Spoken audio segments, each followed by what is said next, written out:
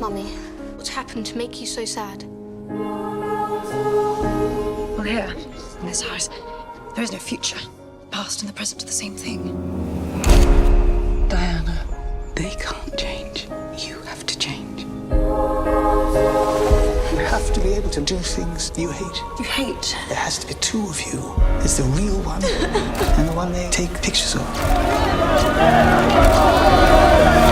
So the first thing I kind of want to talk about are, maybe oddly, is the outfits that you wear as Diana in this film, because obviously Diana as a real person is an iconic fashion, you know, she is an icon, but also the clothes are an armor, they're power for her. And I was wondering how much of that impacted you and the way that you took on that role.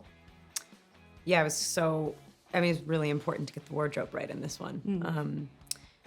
As it always is, but obviously, like you said, in this case, her clothes defined her so specifically. When she's younger and she's wearing stuff that, there are times where I look at pictures of her and she looks dressed like a doll. And there's, you know, vulnerability in that, and it's kind of awkward, but she's jutting out of them. Like, you know, little kids of like, someone put this sweater on me, and she's sort of sticking out of it. She's just this undeniable person, even when she's not killing it. And then when she's wearing something that she clearly likes and is beautiful, you can tell, like, if she's feeling herself like big.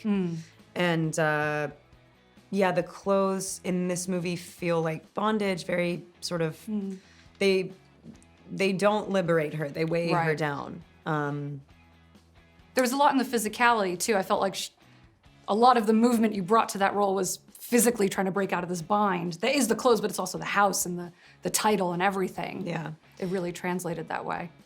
Yeah, and the space is so big. She's very small. I mean, it's like Pablo, the director, was really smart in the way that he shot the movie. It was either sort of drowning in immense space or so close that it was like this claustrophobic choking thing. Yeah, so clothes, proximity of camera, space, even the temperature, the movie feels cold. Like it feels chilly. It feels like, turn up the heating. That's the whole Was thing. that something that, I mean, I'm American and being in England, I've lived here a long time, but I still feel that idea of why don't they just turn the heat? I feel like that's a sense that permeates British culture a little bit. Was that something that you felt as well for her specifically and or in general? I really liked that part because it's so straightforward. It's just like, you know, the movie's not kind of plot heavy. If you didn't know anything, if you were an alien that just sort of dropped down onto the earth and didn't know about the royal family or Diana or what ultimately happened, the movie would make no sense. We bring our memories and our projections to the film. And so it's very curious and sort of psychotropic and yeah. So I was, I just thought like all of the allegory, like it's just, in order to tell the story in a new way, it was so much more interesting to talk about the temperature, what it felt like from the inside, like not what happened, and sort of specifically describing how she thinks of everyone in the royal family, but that it's cold and that they won't turn up the heating is just such a perfect metaphor for what's going on. Right. Yeah. And something else I just wanted to bring up briefly. So one of the, thematically, it reminded me a lot of The Yellow Wallpaper, which I know is a cliche at this point, but it had that element of the kind of manipulation and gaslighting with the curtains and the book and all of that. And I was wondering, were those themes how much of that was already there on the page, obviously, and then how much did you want to tease out different themes for her? The script was so good.